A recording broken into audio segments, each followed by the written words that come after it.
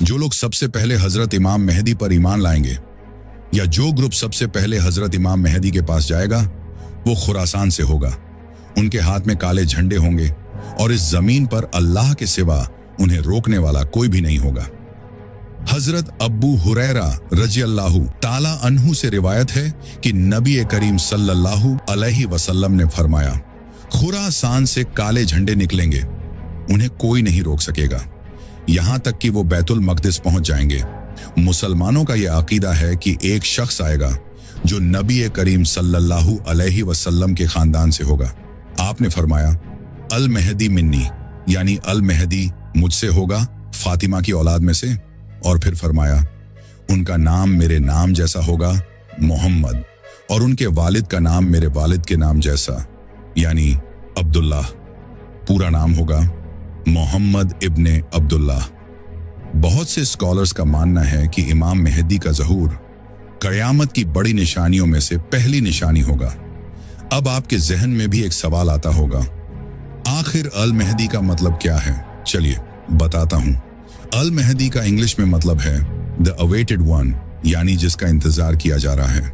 नबी करीम सल्लल्लाहु अलैहि वसल्लम ने इरशाद फरमाया, युसल्लिहुल्लाहु फी लैला, यानी अल्लाह रब्बुल इज्जत उन्हें एक ही रात में दुनिया भर के मुसलमानों की क़यादत के लिए तैयार कर देगा। तो इमाम मेहदी को खुद भी ये नहीं पता होगा कि वो इमाम मेहदी हैं, ना ही उनके अंदर शुरू में वो काबिलियत होगी कि वो इमाम बन सकें, मगर फिर एक ही रात में अल्लाह ताला उनकी रहनुमाई फरमा देगा।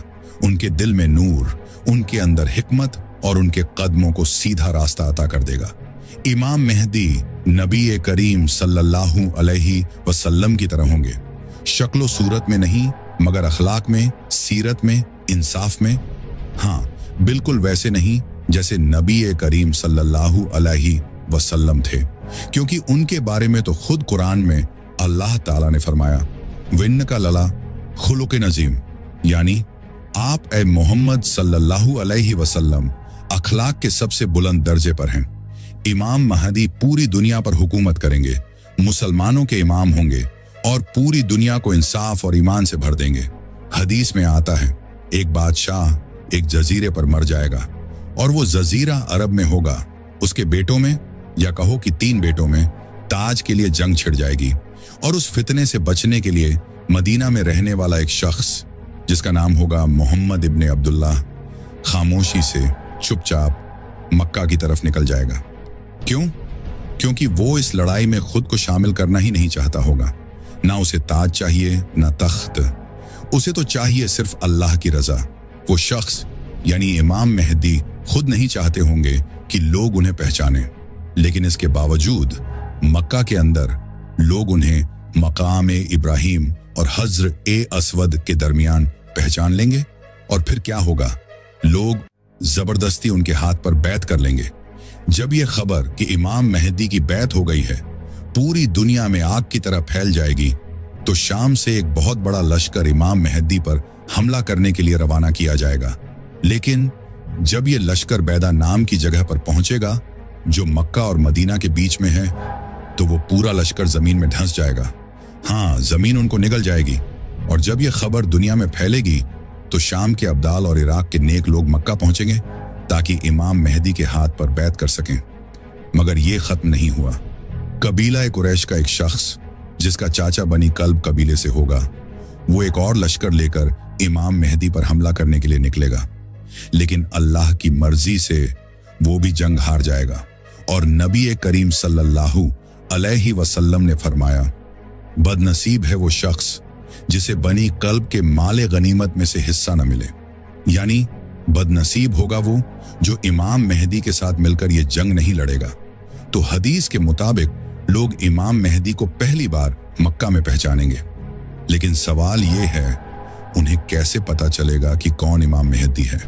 तो उस वक़्त के लोग इमाम मेहदी की पहचान नबी करीम सल्लल्लाहु अलैहि वसल्लम की दी गई सिफात से करेंगे। आपने इमाम मेहदी के बारे में जो अलामात बताई हैं, लोग उन्हीं को सामने रखकर उन्हें पहचान लेंगे। अब सवाल है, वो निशानियां क्या हैं? चलिए बताता हूं। उनकी चौड़ी पेशानी होगी, नाक पतली होगी, और आगे से थोड़ी सी उठी हुई।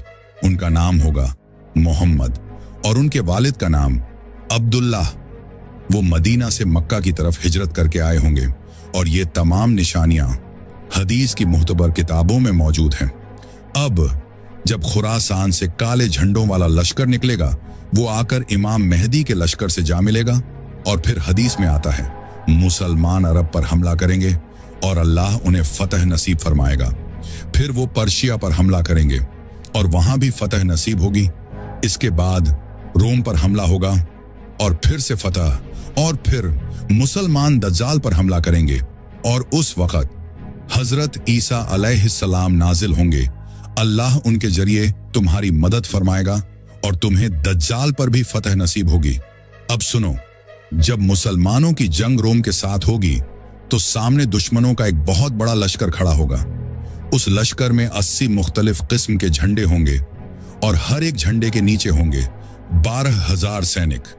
जब मुसलमान उस लश्कर से आमना सामना करेंगे तो उस वक्त बहुत सारे मुसलमान डर कर पीछे हट जाएंगे और नबी करीम सल्लल्लाहु अलैहि वसल्लम ने फरमाया, अल्लाह उन लोगों की तौबा कभी कबूल नहीं करेगा।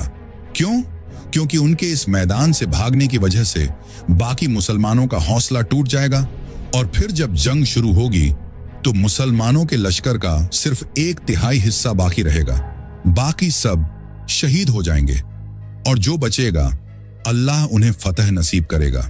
हदीस में आता है हर कबीले के 999 लोगों में से सिर्फ एक बचेगा। यानी अगर किसी कबीले में 100 लोग हैं तो उन 100 में से 99 शहीद हो जाएंगे और सिर्फ एक इंसान बचेगा। अब सोचो, जब इतनी बड़ी फतह के बाद मुसलमान माल इन गनीमत जमा कर रहे होंगे, उसी वक्त उन्हें एक खौफनाक खबर मिलेगी।